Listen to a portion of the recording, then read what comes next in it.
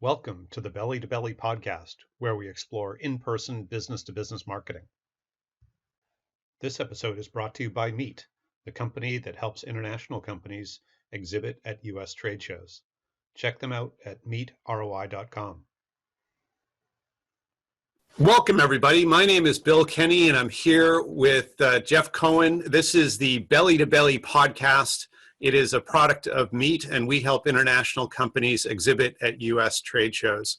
So one of the things that is so important with trade shows and really any marketing is to have an integrated approach and to look at really a variety of ways that you can amplify what you're doing. And really nothing speaks to that more than what you can do today in terms of digital media. And we're so excited to have Jeff Cohen here with us.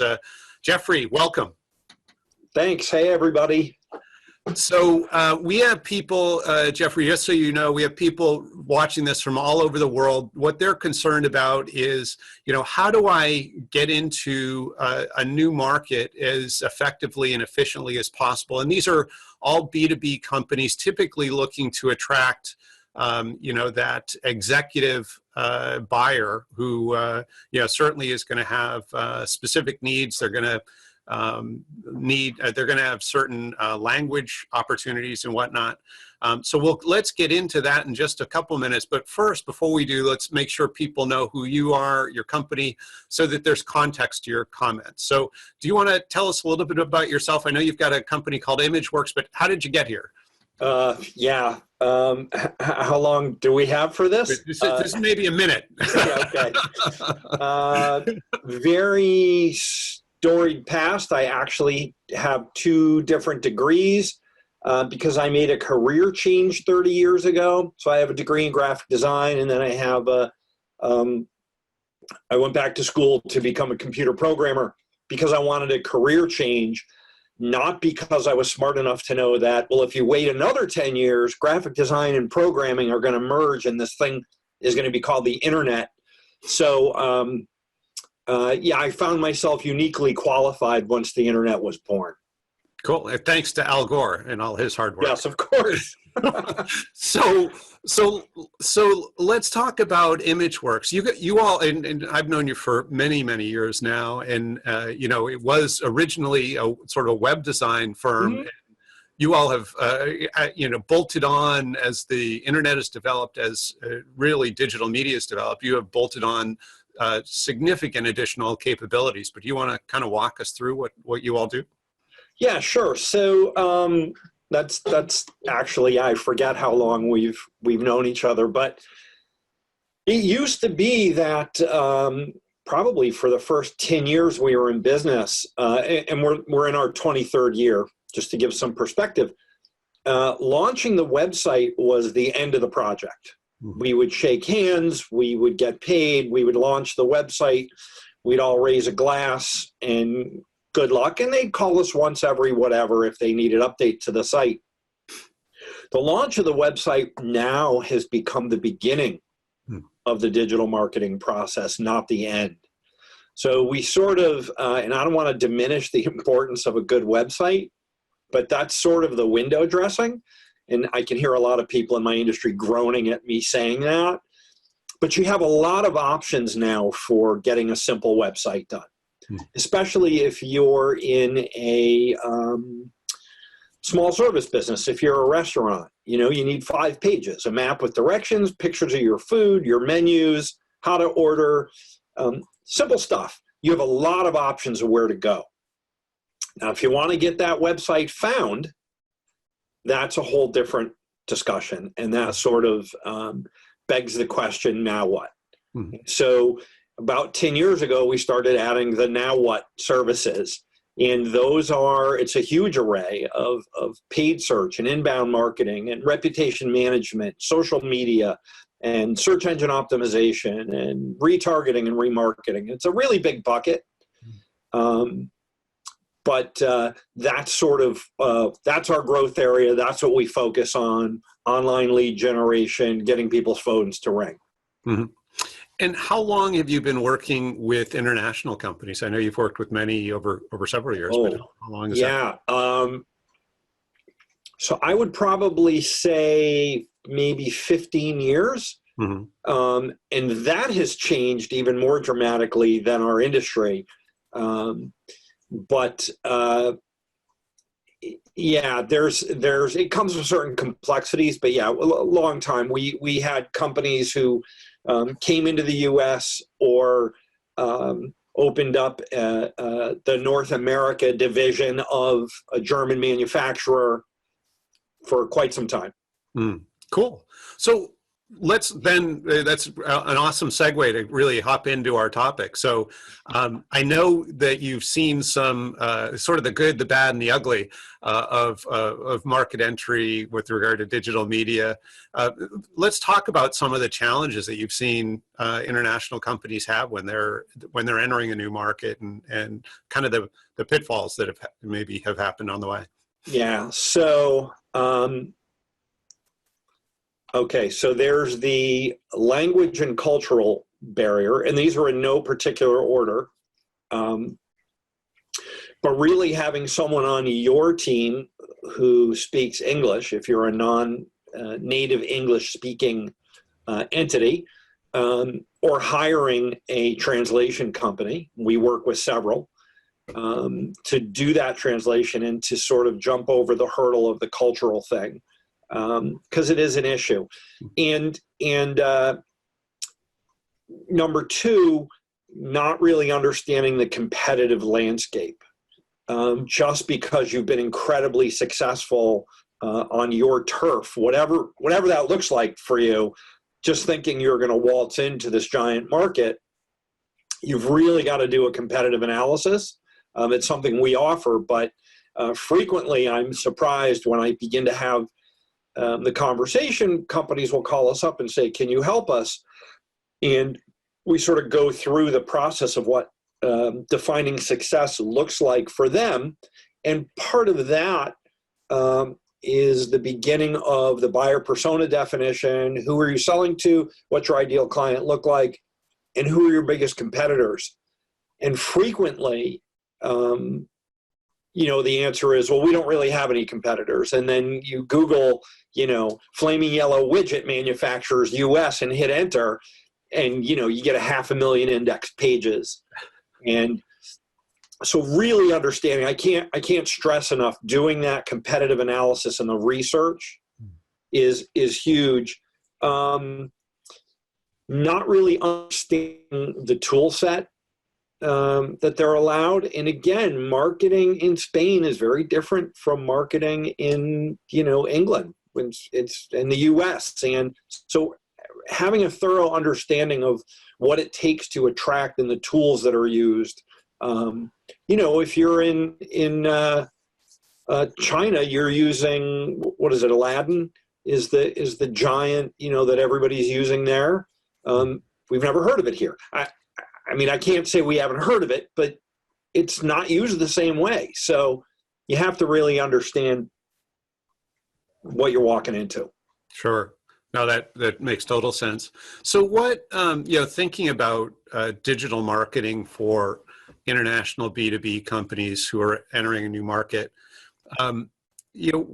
what are the advantages of digital marketing specifically? Because obviously there are a lot of attributes that it has.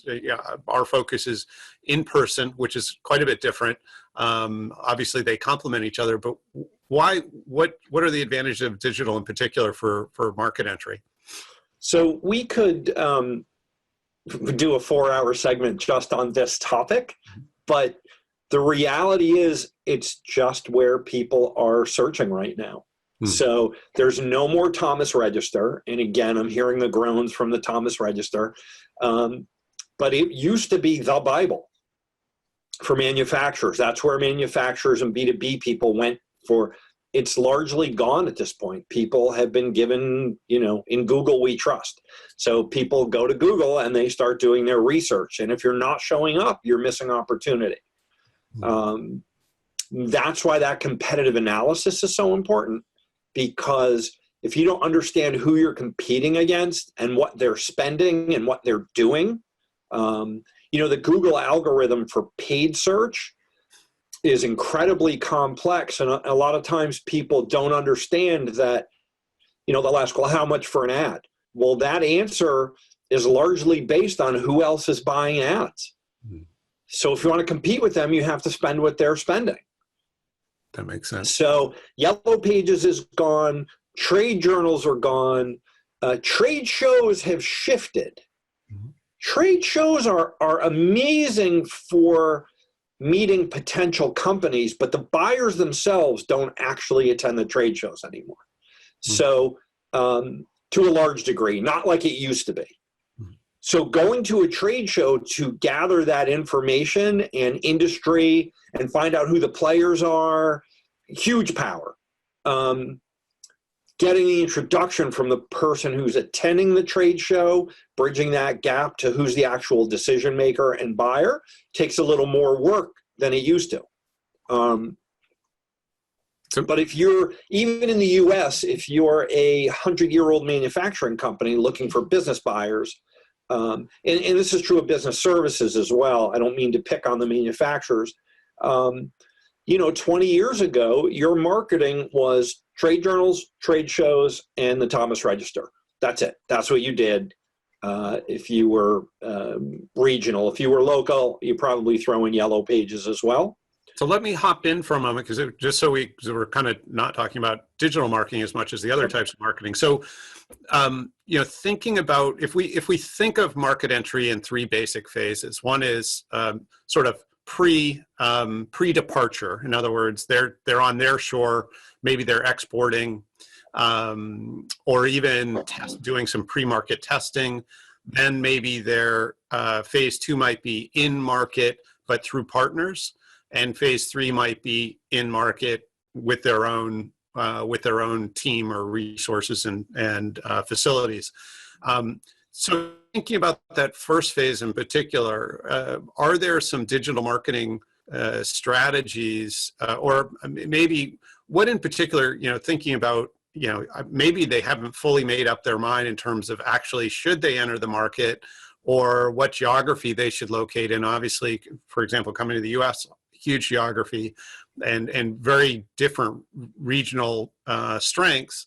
Are there some things, some unique strategies that you might do pre-market entry to seed the ground?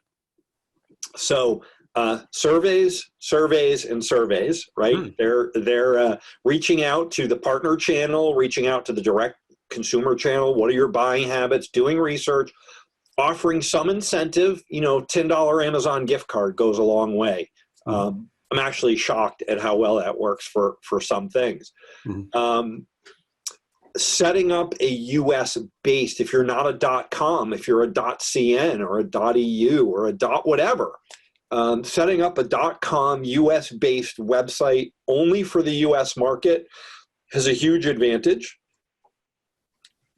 unless you're already worldwide. Mm-hmm. So I would add to those layers that you described of, first, second, or third level entry point, really how big is your footprint, right? Mm-hmm. Are you going worldwide? Are you just in, Switzerland and now you want to get into the US? Mm-hmm. Very different than creating one website. And, you've been to global websites. If you go to, worldwide manufacturers, the first thing that comes up is a map of the world and it says, click your country. Right? You may or may not want to do that depending on how big you are. I would say if you're a global company, that's probably a great thing to do. If you're not, if you're being selective as to where you are, it would be really helpful to have a website in their country with their domain name. Got it. Cool. So we had talked off the top about some of the digital marketing mistakes. When you see those kinds of mistakes that companies make, are they repairable? What's the, how do they pull out of the nosedive? Yeah. So having an open mind. Mm-hmm. And I don't know if you want to talk about some more of the mistakes that we see frequently as well. That would be great. So not committing, not being all in, that's more of a business mistake than a specific to the U.S. market mistake. But we see that frequently. You can always pull out of a nosedive, right? I had a conversation with a prospect a few weeks ago who was, they asked us to do an audit, which is something we offer. And through that process, we realized that they were just throwing money out the window. And they were very confused. They'd been given a lot of bad information, wrong information, or what's worse, what I call half information, about 50% of what they actually needed to know. And at the end of the audit, I said, you should stop what you're doing. You should actually just turn off what you're doing. Whether you hire me or someone else is irrelevant. Just stop. And then let's regroup and figure out a strategy and talk through why things aren't working. So yes, you can always pull out of the nosedive. You can always stop. You can always pivot. Part of the really cool thing about digital marketing is to varying degrees, you can turn it on and off, and you can always adjust. And if you find even organic keywords, which can take months for Google to catch up and start indexing your pages, if you realize over time that the organic keywords that you're doing are not performing, or not the keywords you wanted to be found under, or driving the wrong kind of traffic, you can adjust. It takes a little while, but you can always pivot. The power of paid search on the internet, and this is true with anything paid. This is true with Facebook ads, Google ads, retargeting, remarketing, anything you would pay for. If you're doing it the right way, you're creating multiple ad sets from the beginning, and you're constantly A/B testing which ads are generating the highest conversion rates, which ones aren't. You can turn things on and off. What's really interesting is we have clients who, when things get slow, they double down the spend and throw more ads up. And then we have the same client or different clients in the same vertical market who, when things get slow, they turn things down. They want to, like, well, we gotta hunker down and save the war chest. They both work. They're just two very different. I would put forth that the ones who double down and spend more are going to gain market share faster, and I think the data supports that. But I understand the other methodology as well. Sure. Yeah, no. Well, and it's sort of situational, I suppose. Those decisions. So now I think we can start getting into maybe some of the specifics in Meet. So you've mentioned Google AdWords, you've mentioned a variety of other tools, but what are the sort of the major modes of digital marketing that an international company might employ? So again, at the basic B2B level, and again, if we were talking about B2C or Britney Spears, she should be tweeting and Facebooking every day, right? But and I'm not saying B2B folks shouldn't be doing that, but it's more about how you do it than what you do and what your returns are and whether you spend money in advertising. So the major, sort of the biggest things, number one, organic SEO. And we'll talk about that in a minute and how it relates to inbound marketing. Because for B2B companies who really understand inbound marketing and execute it and live it and breathe it, they can crush it and they can own their market. Doesn't happen overnight. It's expensive. It's complicated. But SEO in its purest form, again, give me an example of a company who's a manufacturer or business service company that's coming into the United States. If they want to be found, and somebody types, photocopiers, what's the latest and greatest photocopier? They want to come up if they're a photocopier company. So being able to do that at SEO, number one. It's also long term. If you stop doing it, you will eventually begin to slide backwards. But I have clients who have been doing SEO now for 4, 5, 6 years, and the stuff they wrote 3 years ago was what's generating traffic today. It's still generating traffic. And you can continue long-term to create a very horizontal net on the web. So people searching for who knows what, get that. Number 2, paid search. Google paid search. If you can turn it on tomorrow, okay, it takes a week to get approved and set up the right way, but very quickly you can turn it on. People say it's expensive, but again, if you're looking at it as a profit center and not a cost, the trackability of the tools today,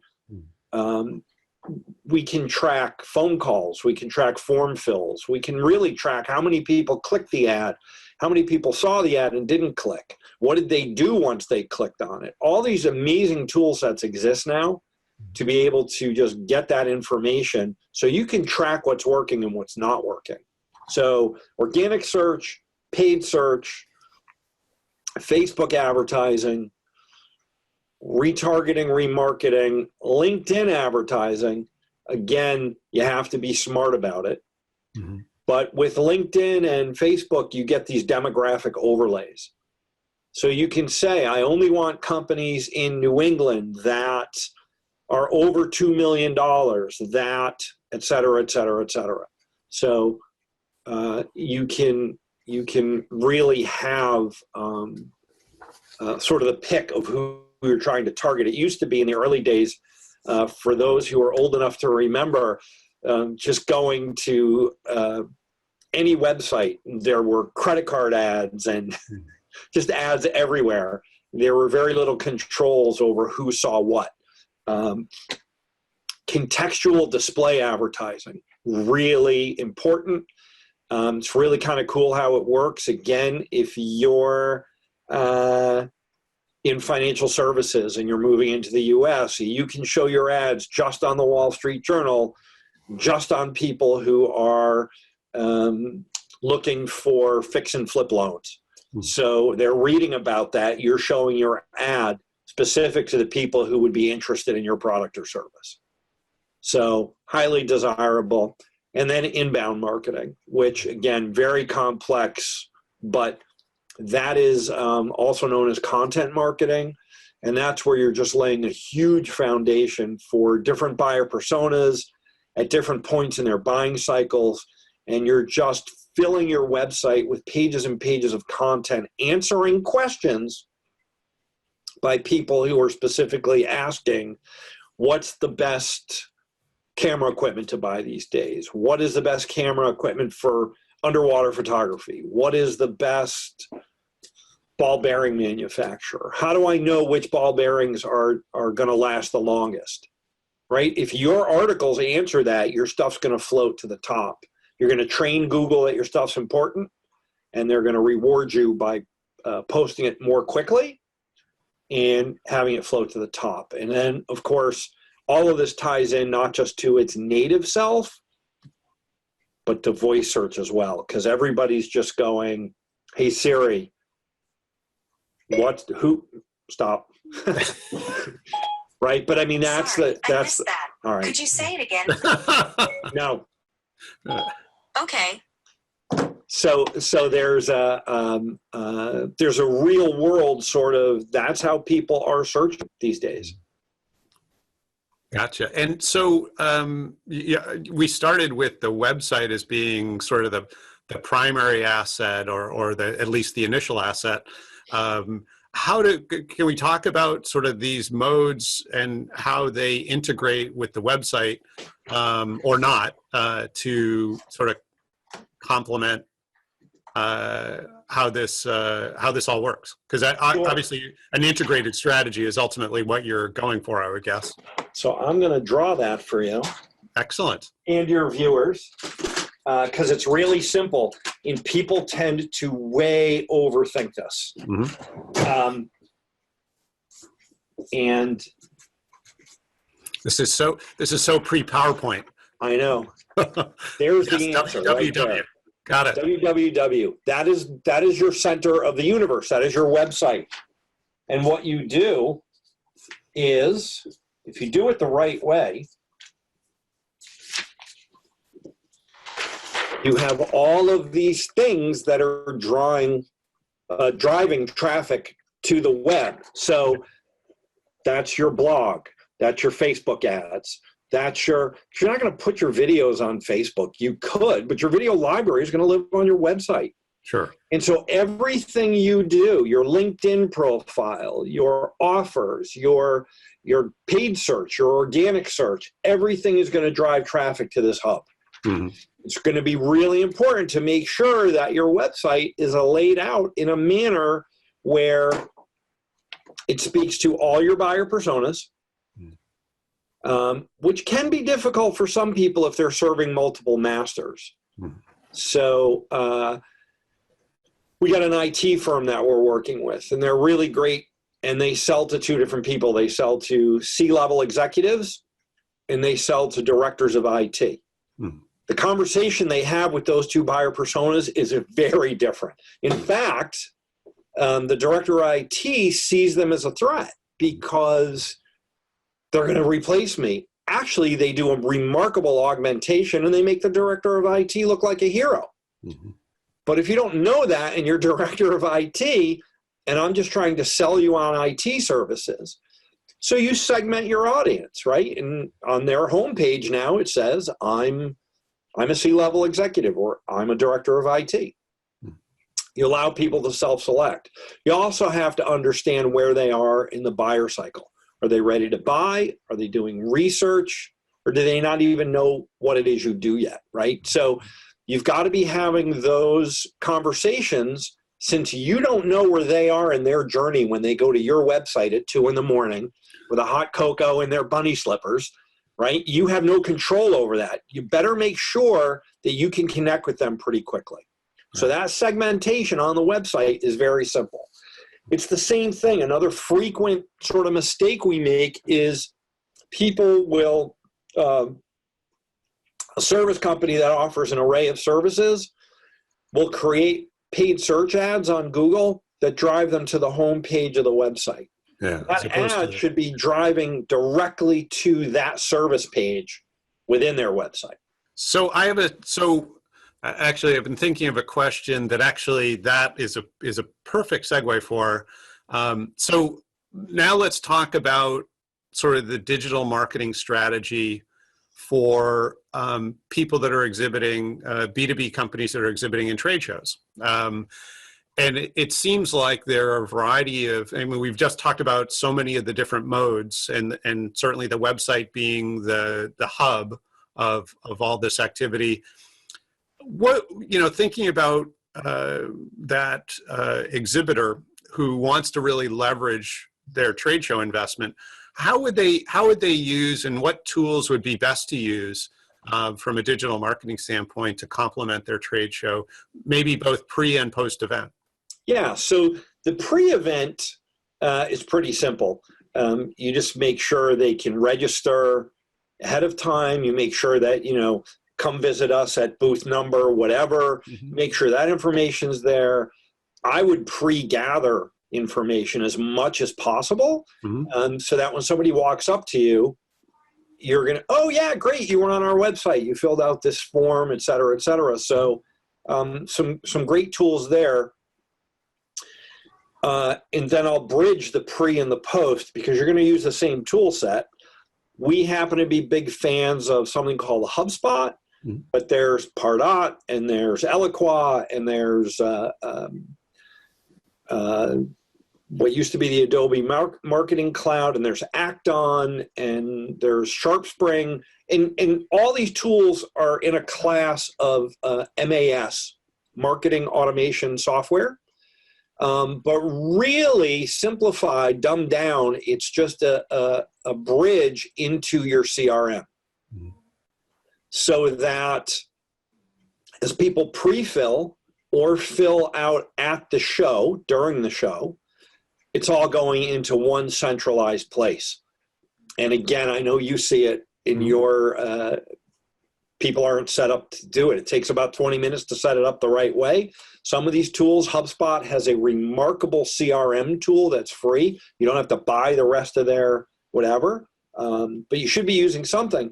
And then they all have list segmentation, right? So people who came to the show, people who registered and didn't show up, people who showed up and entered the free drawing. You can continue to manipulate all these tools. So you've now got a segmented list that you can now market to after the fact. Thanks for stopping by. Sorry you didn't make it. Hey, you entered our drawing, you didn't win, or you did win, or whatever. Being able to quickly and easily have all that data at your fingertips is priceless. I mean, that is that's the holy grail that people looked for years. And again, you remember the days pre-electronic, where it was all slips of paper and forms, and it can all go into these databases now very simply. So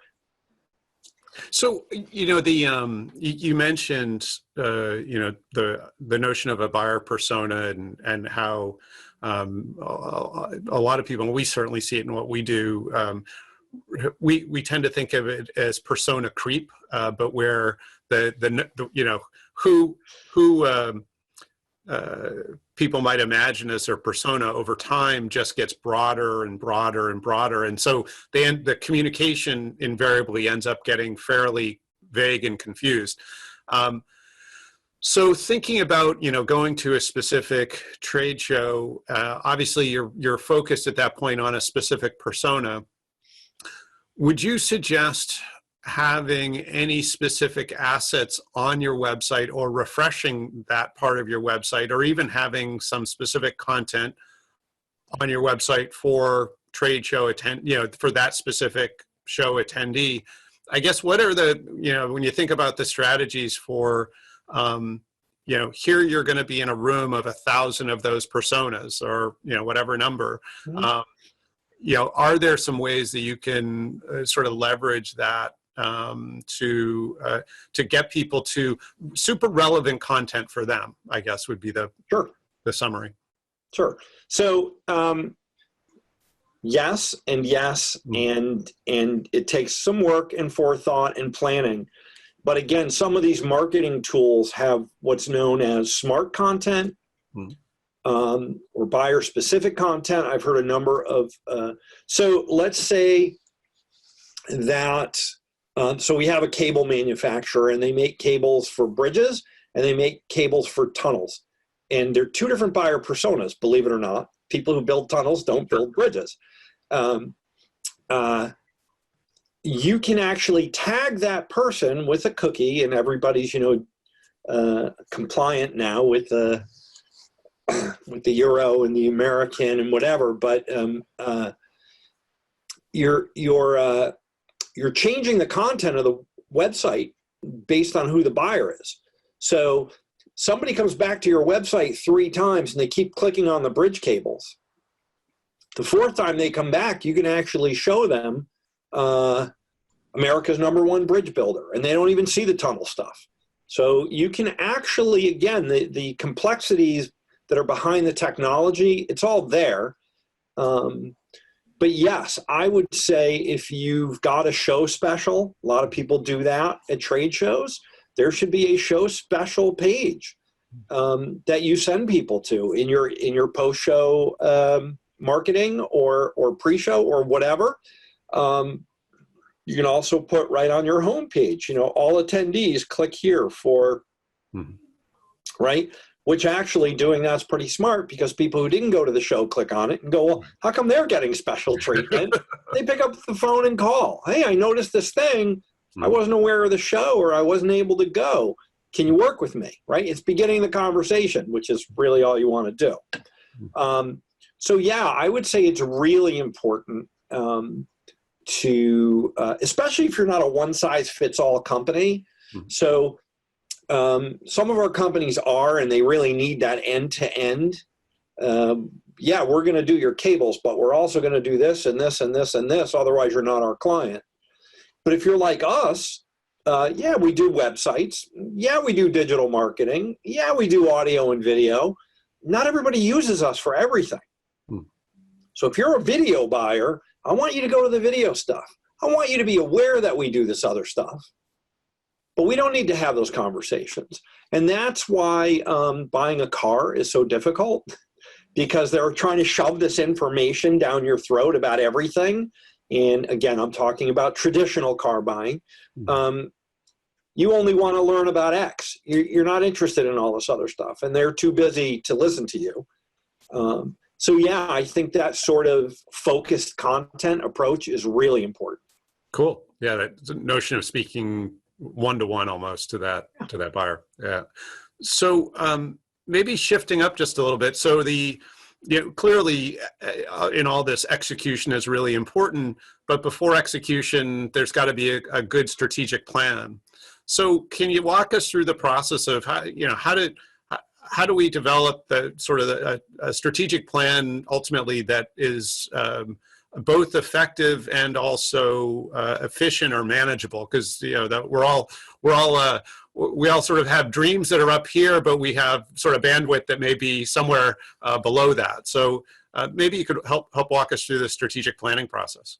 Sure, but before I do that, I'll make a distinction. It's not only the bandwidth that your vision's here, but the bandwidth is here. It's also the market.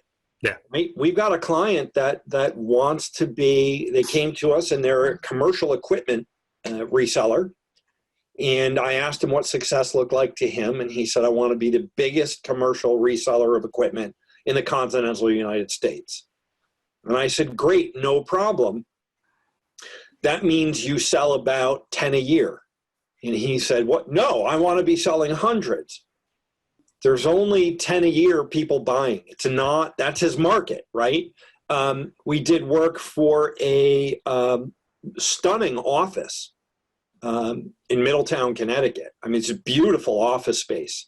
And he said, for the money we're spending, our phone should be ringing off the hook. Well, we did the research, and there's, 7 people a month looking for his type of commercial office space and he was dumbfounded. And he said, well, why did my competitors tell me that? I don't know.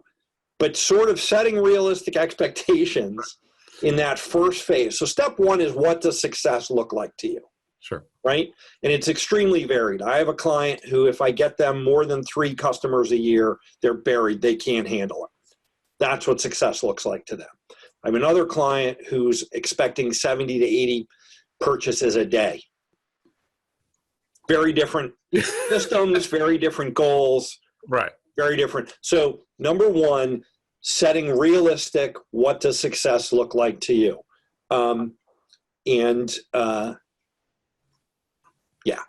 So that's important. And there are sort of sub-steps to that, which I won't get into in too much detail, but understanding your buyer persona, understanding what's realistic, understanding the competitive landscape, really important. What are your competitors spending? Are they blitzing? Are they worldwide competitors or regional competitors?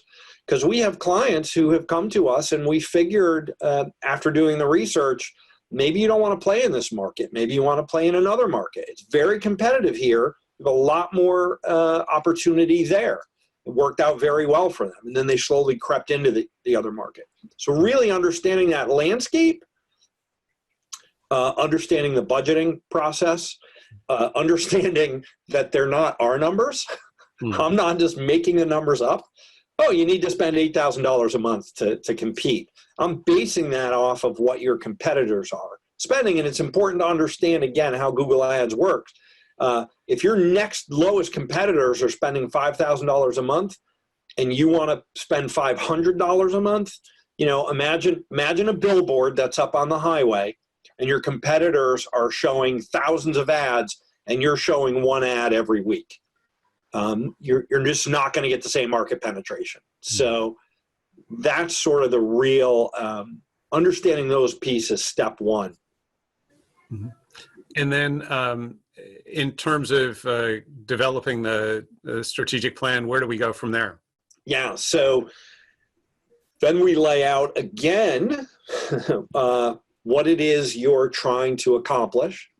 So it dovetails off what does success look like to you into how does that break down into specifics. So I have clients who do 4 things. And I have a security company, and they do armed security, sort of the men in black, right? And then they do mall security. and then they do cameras and, you know, that sort of stuff, an entryway. And do you want to market all of those across the board equally as fast, or do you just want to focus on one segment of your business? So doing that segmentation and marketing plan, are we just doing this for a while, or are we going to follow up with the other ones once we get some traction here? That's sort of the next piece. From there, you come up with a media calendar, right? The media calendar, I've seen one-page media calendars, and I've seen, you know, volumes of media calendars. And that is the who is responsible for what and when piece, right? Who's blogging? What are we blogging? What are the offers that the blogs tie into? What are we doing before this trade show, after that trade show? All of that's defined. So you sort of your marching orders are put together. And then ad design, ad layout, copy, A/B testing, all of that stuff is sort of put together. And you can do it in a manner where you crawl before you walk, walk before you run. Let's do this and then meet. But again, that media calendar is going to have your meetings set. So we do have some clients that are set it and forget it, right? They're hyper local or regional. We're selling this product line to these states. That's it. We turn it on, we check the performance, we tweak the ads once every 45 to 60 days. If we find certain ads aren't performing well, we'll get rid of them and try to do more like the ones that are performing. So there's always some work. We're also checking budgets because new competitors show up, old competitors disappear. So there's constant work that needs to be done, but that's really what you're paying your agency to do, or hiring a full-time person to manage that for you. So however you're accomplishing it. Two other questions on the plan. So where in the process, because obviously there are tons of different modes, and primarily the modes are driving traffic to your website, but there may also be some direct contact like e-news and whatnot. Or conversion type tools like an e-news. But when in the process are you selecting what modes you're going to be utilizing, and whether it's Google Ads or e-news or whatever it might be? So the research, the competitive analysis will tell you. So again, in the early days, you were sort of, well, let's try it all and see what works. Now, if you're again, whether you're using internal resources or outsourcing, the person you hire or your agency should be able to tell you what your competitors are doing. And so if you know what your competitors are doing and they've been doing it a while, there's tools that tell us this company has been spending roughly $7,000 a month for 3 years. Well, would they continue to spend that money if they weren't seeing, right? It's a fairly solid, educated guess that it's working for them. Got it. Cool. So, and you talked about a minute ago, A/B testing. That may not be a term that's familiar to everybody. You mind just kind of spending a minute and describing A/B testing? Because obviously it's a huge part of not only of digital marketing, but it's also an incredibly valuable tool for market entry. Yeah, so maybe you want to talk about it, but no, because you know it just as well. But yeah, I mean, conceptually, it's testing more than one whatever to just A/B testing theory to improve your final outcome. So you can A/B test how you're manufacturing something. Let's try it this way. Let's try it that way. Which one gives us a higher yield? Which one lowers our cost? Directly as it relates to marketing, you're running multiple ads and trying to be found for multiple keywords and phrases for the different products and services that you offer, and finding out which ones lead to ultimately higher sales.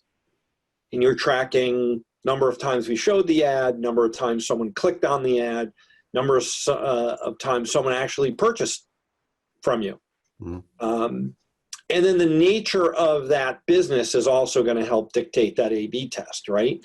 And you can test with different salespeople. Well, this salesperson has 30% closing. This other salesperson has 50% closing. Well, let's figure out what that other salesperson is doing, right? But running multiple ads in different formats, at different times of the day, at different cost per impression. Does your ad do better showing up number 1 or number 3? We can actually move your ads around the page. Not number 1 is not always the best. And so we're constantly moving and checking and generating and then tracking, doing the analysis to find out, gee, every time we run an ad on toner cartridge, lowering your ultimate toner cartridge cost, we get, for every 100 times we show the ad, we get 1 phone call. If we run an ad for free toner usage analysis, we get 7 calls every time we show that 100 times. Well, let's turn the other one off. Let's not spend that money. Let's find more opportunities that people want reviews of their products and services. That's a really good explanation. One of the things that we look at with A/B testing, I think besides what you shared as well, is that it also takes the ego out of marketing. Every time you're in a room full of people brainstorming about, building the strategic plan and everything, invariably you sort of have it could be the loudest person in the room. There's just different levels of influence that happen in any strategic conversation. And our reaction now to those conversations, and it's all good. These are all good ideas, is to say, instead of the sort of attempt to show how smart you are, which often you go down in flames when you do that, is instead is to just say, that's a great idea, that's a great idea, that's a great idea. We're going to get it. Those are part of what we're going to be testing for. And so, and we'll just develop, tests around those various hypotheses, and to treat each of those sort of, almost, when they're delivered, they're less suggestions than they are, this is what you need to do, and turning them into, no, these are great hypotheses, and reframing it, we find really helps. And it's amazing how often that you're wrong, and how good the data, ultimately it does help you, I think, not only test what communication works, what calls to action work, and so on, but really who your personas are. We find that our knowledge of the persona changes quite a bit. It's almost, we kind of look at it, it's almost 3 steps, right? It's that sort of, it's all thinking of fishing, right? You have the first decision a fisher, somebody that fishes, makes is, what do I want to catch? And then they decide what body of water they're going to go fishing, and then what bait they're going to put in the water. And when we think of sort of testing, those are kind of those are the first 3 things we're going to be trying to figure out through whatever testing we're doing. And it's really fun when something completely altogether starts biting.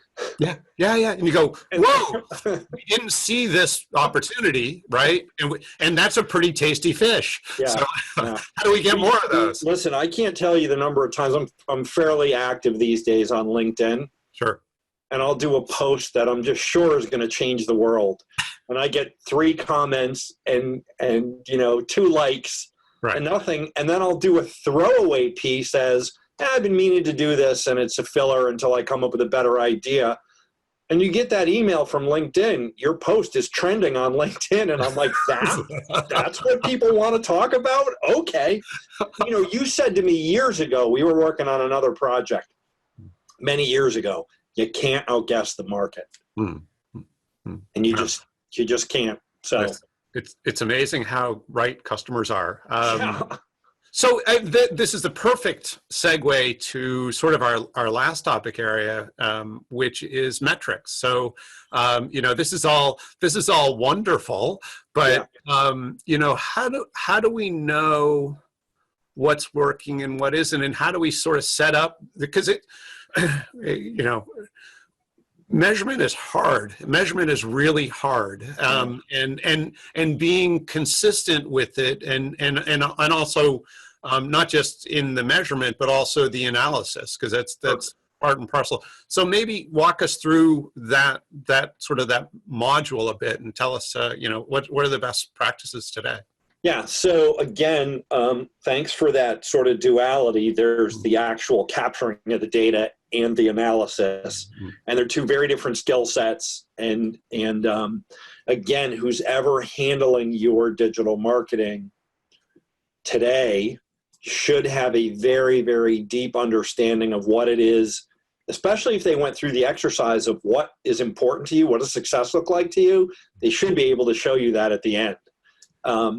So capturing the data, there's Google Analytics. If you have, it's free. You just go to google.com/analytics, sign up for a free account.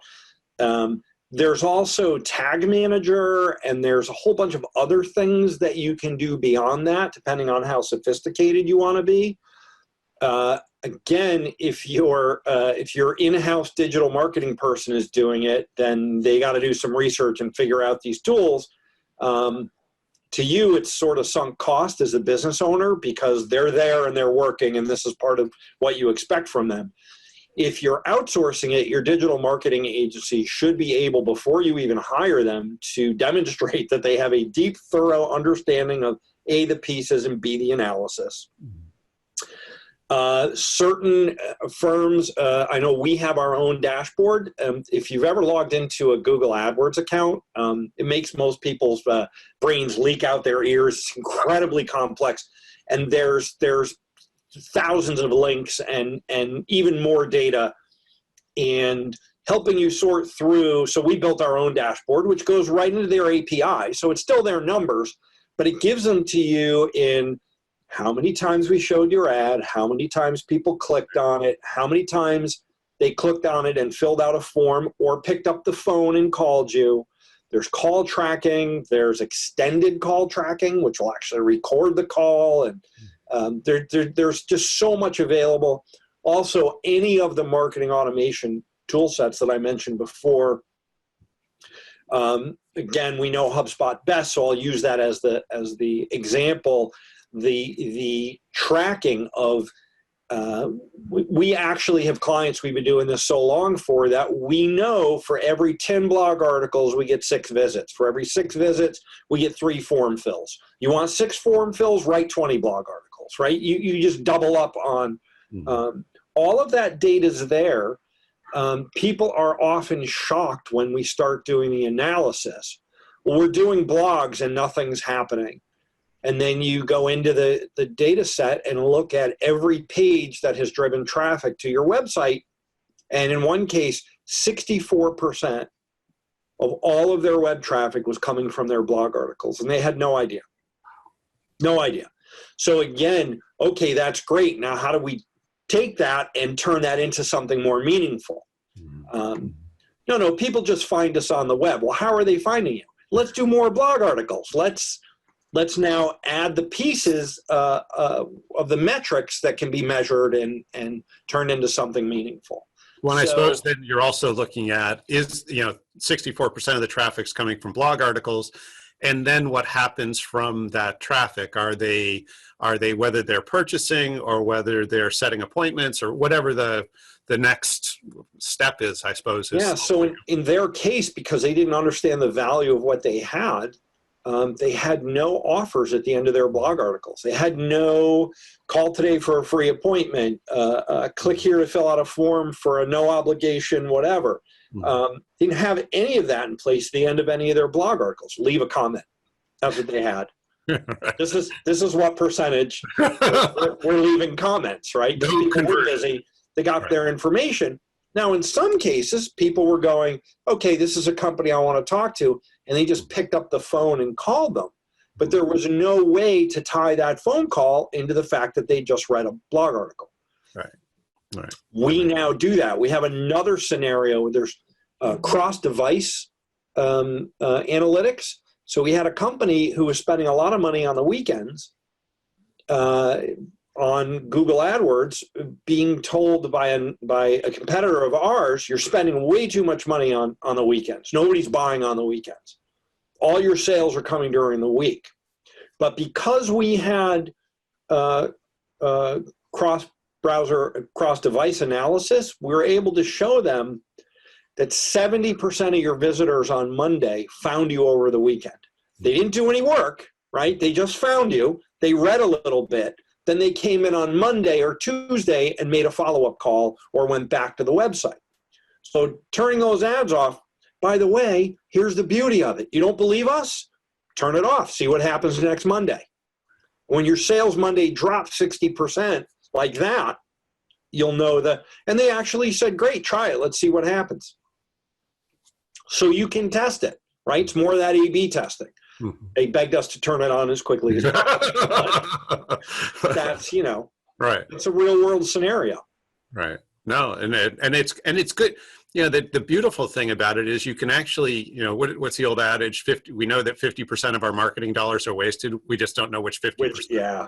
In what you're talking about, you can actually begin removing a lot of that error, those wasted resources, and reapply them in a place where they're going to be much better applied. So that's all good. We also found 60 to 70%. And again, these are not my numbers. You can Google them. 60 to 70% of an in-house marketing's ad budget, paid ad budget, is wasted. It's amazing. They just don't have the resources to check 50 times a day and see what their competitors are doing. So a quick follow-up question Yep. in this area of metrics, and we talked about sort of, it's great to have the metrics, but how about the analysis? So how often, whether it's the timing that you're normally getting together with clients, or how often would you suggest the team, if you will, the marketing team, sit down and review these analytics and make action? Because it seems like this is something that needs to be on the calendar as a recurring event. So how often? So again, it's a really simple question with a really complex answer. Number one, it depends what you do. If you're a local, hyper-local plumber servicing 3 towns, you probably don't need to meet very often. Keep in mind that you, as the end customer, whatever it is you're selling or service you're providing, will have access to these analytics 24/7. It's your Google account, it's your paid search account, it's your dashboard, it's your whatever it is, it's your a HubSpot account. You're going to be able to log in and check the data whenever you want. So you should not be held hostage by your agency. For many customers, and again, it depends on business cycles. We have customers who, they do landscaping in the summer and they do snowplow removal back when we had snow. So in the winter. So you're going to have times of the year where it's a little more frequent. But I would say at a minimum, you want to do a monthly review. Right. And in the beginning, when you're setting all this up, you're going to have a lot of frequent touch points and reviews and processes. Once it gets going, I tell most people, so again, organic search, you're going to have a 30-day review, and then you're going to get a quarterly report. And we're going to do a deep dive in that quarterly report, because organic SEO takes a while to actually track and measure. Google has to do stuff. You have to wait for it. So that's paid search. You're going to check daily and see what's going on. In the beginning, you're going to have the setup, the deployment, a lot of touching. Then you're probably going to go to a week or every 2 weeks.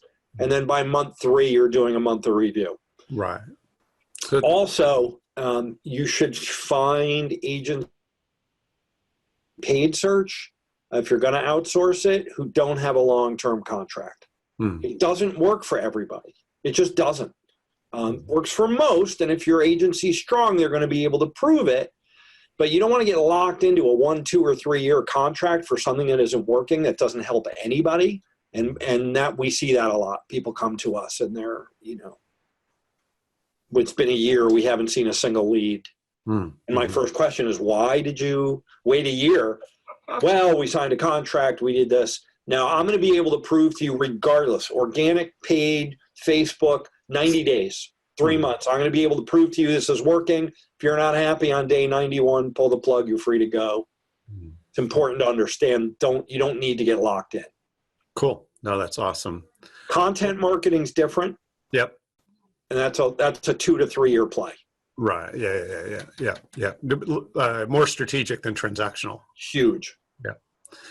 Wow. This has been a ton of information, really, really good information.